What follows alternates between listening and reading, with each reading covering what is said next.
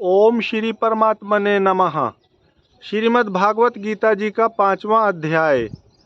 उसके उपरांत अर्जुन ने पूछा, हे कृष्ण, आप कर्मों के संन्यास की और फिर निष्काम कर्म योग की प्रशंसा करते हो, इसलिए इन दोनों में एक जो निश्चय किया हुआ कल्याणकारक होए उसको मेरे लिए कहिए। इस प्रकार अर्जुन के पूछने पर श्री कृष्ण महाराज बोले, हे अर्जुन, कर्मों का संन्यास अर्थात मन, इंद्रियों और शरीर द्वारा होने वाले संपूर्ण कर्मों में कर्तापन का त्याग और निष्काम कर्म योग अर्थात समत्व बुद्धि से भगवत अर्थ कर्मों का करना, यह दोनों ही परम कल्याण के करने वाले हैं। परंतु उन दोनों में भी कर्मों के संन्यास से निष्काम कर्म योग साधन में सुगम होने से श्रेष्ठ है। इसलिए हे अर्जुन, जो पुरुष न किसी से द्वेष करता है और न किसी की आकांक्षा करता है, वह निष्काम कर्मयोगी सदा सन्यासी ही समझने योग्य है। क्योंकि राग द्वेष आदि द्वंद्वों से रहित हुआ पुरुष सुखपूर्वक संसार रूप बंधन से मुक्त हो जाता है। और हे अर्जुन, ऊपर कहे हुए सन्यास और निष्काम कर्मयोग को मूर्ख लोग अलग अलग फल वाले कहते हैं, न कि पंडित जन। क्योंकि दोनों में से एक में भी अच्छी प्रकार स्थित हुआ पुरुष दोनों के फल रूप परमात्मा को प्राप्त होता है, तथा ज्ञान योगियों द्वारा जो परम धाम प्राप्त किया जाता है, निष्काम कर्म योगियों द्वारा भी वही प्राप्त किया जाता है। इसलिए जो पुरुष ज्ञान योग और निष्काम कर्म योग को फल रूप से एक देखता है, वह ही यथार्थ देखता है। परंतु हे अर्जुन, निष्काम कर्मयोग के बिना संन्यास अर्थात मन, इंद्रियों और शरीर द्वारा होने वाले संपूर्ण कर्मों में कर्तापन का त्याग प्राप्त होना कठिन है। और भगवत स्वरूप को मनन करने वाला निष्काम कर्मयोगी पर ब्रह्म परमात्मा को शीघ्र ही प्राप्त हो जाता है, तथा वश में किया हुआ है शरीर जिसके, ऐसा जितेंद्रिय और विशुद्ध अंतःकरण वाला एवं संपूर्ण प्राणियों के आत्म रूप परमात्मा में एक ही भाव हुआ निष्काम कर्मयोगी कर्म करता हुआ भी लिपायमान नहीं होता।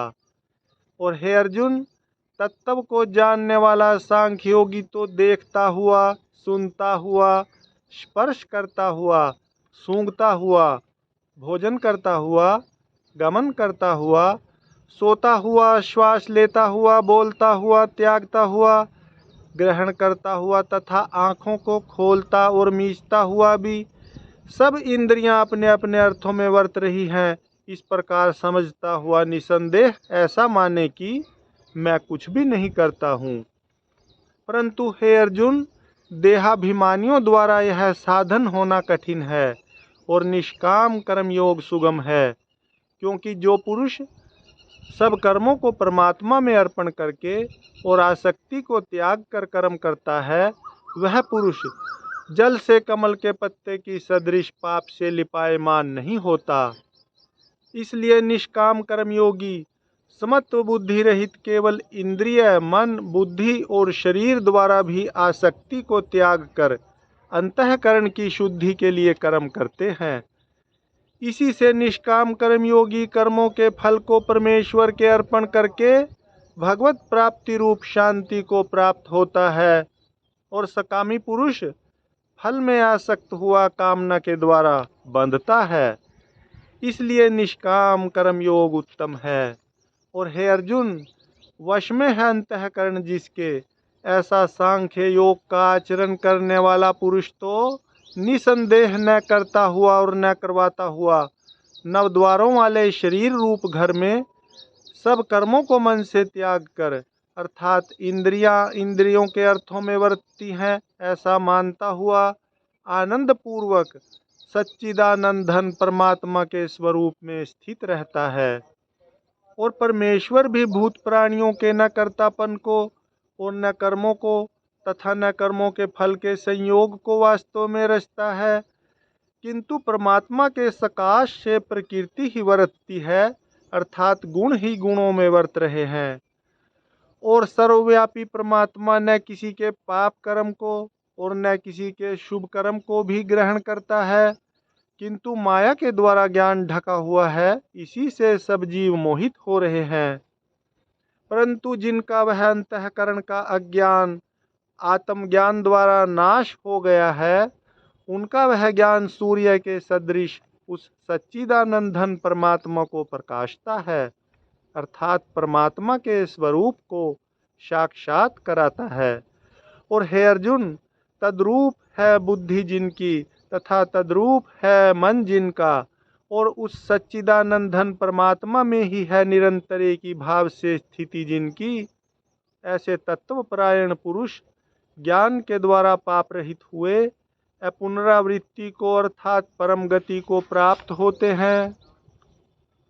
ऐसे वे ज्ञानी जन विद्या और विनय युक्त ब्राह्मण में तथा गौ हाथी कुत्ते और चांडाल में भी समभाव से देखने वाले ही होते हैं।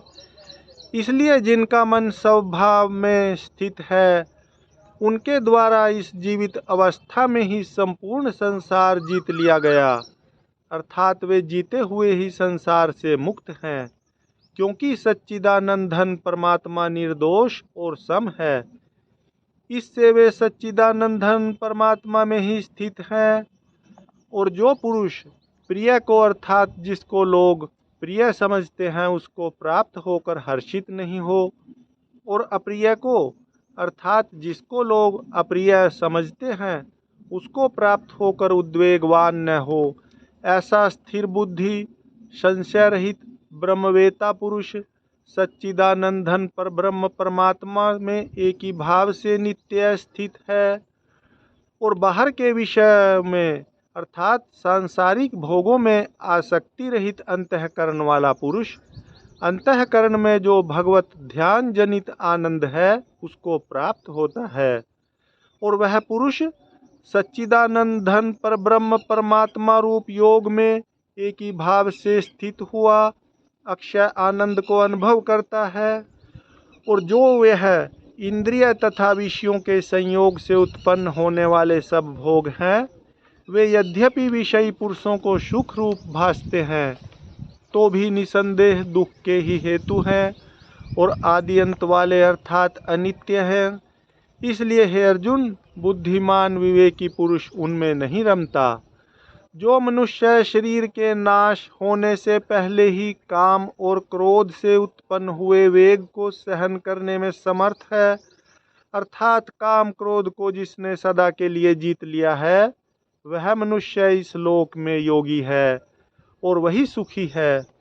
जो पुरुष निश्चय करके अंतरात्मा में ही सुख वाला है और आत्मा में ही आराम वाला है तथा जो आत्मा में ही ज्ञान वाला है, ऐसा वह सच्चिदानंद घन पर ब्रह्म परमात्मा के साथ एक ही भाव हुआ सांख्य योगी शांत ब्रह्म को प्राप्त होता है।